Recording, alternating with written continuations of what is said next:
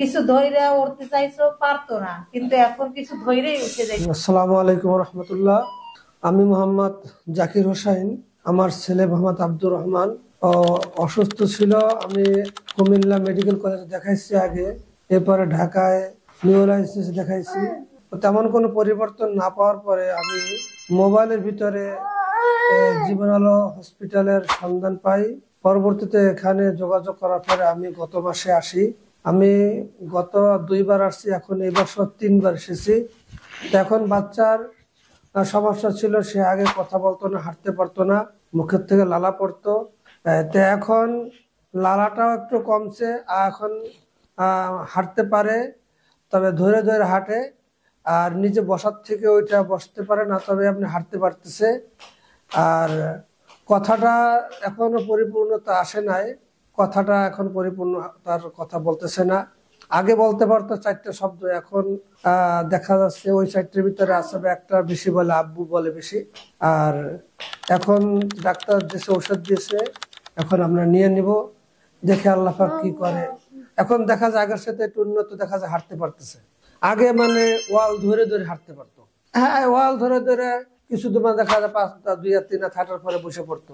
এখন তো আলহামদুলিল্লাহ সে নিজে নিজে ছেড়ে ছেড়ে হাঁটতে পারে, তবে উঠে হাঁটতে পারে না। একটা জিনিস ধইরা দাঁড়াবে, এরপরে নিজে নিজে নিজে নিজে হাঁটে, অথবা আমরা দাঁড়া করে দিলে ও নিজে নিজে হাঁটতে পারে। এই যখন হাঁটতেছে বিভিন্ন ধরে ধরে হাঁটতেছে, ছেড়ে দিয়েও হাঁটতে পারে না আগে এরকম হাঁটতে পারতো না। কিছু ধইরা উঠতে চাইছো পারতো না, কিন্তু এখন কিছু ধইরে উঠেই মাশাআল্লাহ সে হাঁটা শুরু করে, সে হাঁটতে পারে, অনেক দূর হাঁটে যাইতে পারে, আগে পারতো না। ওর সমস্যা জন্মের পর থেকে খিঁচুনি আসছিল, এই খিঁচুনির থেকে এই সমস্যাটা। যখন জ্বর আসতো, জ্বরের আসার আগে এই খিঁচুনি আসতো, এরপরে জ্বর চলে আসতো। এখন কোনো খিঁচুনি নাই, এখন কোনো খিঁচুনি বর্তমানে নাই। আর হাতে ধরে কিছুক্ষণ এখনো খাবার খাইতে পারে না, কিন্তু হাতে ধরে আগেও খাইতো না, এখন মনে করে দিল ফেলাই দেয়, মোটামুটি চেষ্টা করে আর কি। তো এখন যা বোঝা যাচ্ছে আগের সাথে সে নিজে নিজেরটা চেষ্টার ভিতরে সে আছে। না না, আমি এখন কিছুটা দেখতেছি আগের থেকে পরিবর্তন। আগে আপনার এই বুকি দিলে অতটাই করতো না, এখন আমি মাদ্রাসায় নিয়ে যাই, যে বাচ্চাদের সাথে অনেক খেলা করে, বাচ্চারা এবিলে করলে ও হেবিলে যায়, হেবিলে করলে ও আগের থেকে মাশাআল্লাহ দেখা যায় যে আমি বুঝতেছি যে অনেক পরিবর্তন বোঝা যায়, খেলাটা বুঝতেছে এখন, আগে এতটা বুঝতো না। আগের ছেলে আগে যেন এখন দুষ্টমিটা বেশি করে, ওর আপুদের সাথে আগের থেকে এখন দুষ্টমিটা বেশি করে। আমরা সদস্য হলাম 5 জন, ওরা 3 ভাই বোন, আমরা 2 জন। আমরা এখানে থাকা, আমরা এখানে বাসা ভাড়া থাকি। আমাদের মূল বাড়ি হলো পিরোজপুর সদর, বরিশাল। তো আমরা থাকি এখানে কুমিল্লা।